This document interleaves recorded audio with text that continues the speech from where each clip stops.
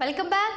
కాంగ్రెస్ ప్రభుత్వం ప్రతిష్టాత్మకంగా పేద ప్రజల కోసం ఇచ్చిన ఎన్నికల హామీలో భాగంగా 6 గ్యారంటీ పథకాల అమలు పరచడమే ధ్యేయంగా పనిచేస్తుందని మంత్రి దుద్దిల్ల శ్రీధర్ బాబు పేర్కొన్నారు. గత ప్రభుత్వంలో దుబారుగా ఖర్చులు పెట్టి రాష్ట్ర ఆర్థిక వ్యవస్థను నిర్వీర్యం చేశారని, కాంగ్రెస్ ప్రభుత్వం ఆర్థిక క్రమశిక్షణతో పేద ప్రజల సంక్షేమం కోసం పాటుపడుతుందని 6 గ్యారంటీ పథకాలను అమలు చేసి తీరుతామని పేర్కొన్నారు. 2014 సంవత్సరంలో బీఆర్ఎస్ గెలిచిన తర్వాత రాష్ట్ర వ్యాప్తంగా హింసాత్మక చర్యలకు పాల్పడ్డారని, కానీ నెల రోజులుగా కాంగ్రెస్ పార్టీ ప్రభుత్వంలో నేటికి ఎలాంటి హింస లేకుండా ప్రశాంతంగా ప్రజాపాలన కొనసాగిస్తున్నారని మంత్రి వెల్లడించారు. పెద్దపల్లి జిల్లా రామగిరి మండలం కల్వచెల్ల గ్రామ పంచాయతీ భవన ప్రారంభోత్సవంలో ఈ వ్యాఖ్యలు చేశారు మంత్రి శ్రీధర్ బాబు.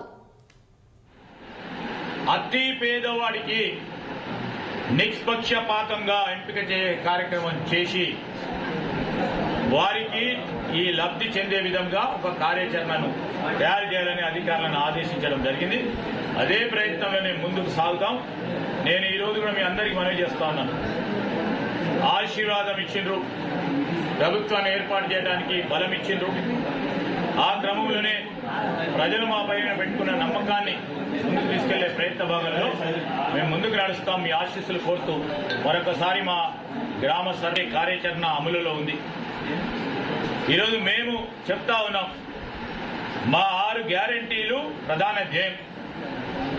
దానిలో భాగంగానే ఆర్థిక క్రమశిక్షణ లేకుండా నడిపిన గత ప్రభుత్వం ఈరోజు మేము ఆర్థిక క్రమశిక్షణ తీసుకొచ్చి మా 6 గ్యారంటీలను అమలు చేసే బాధ్యత భాగంలోనే ఒక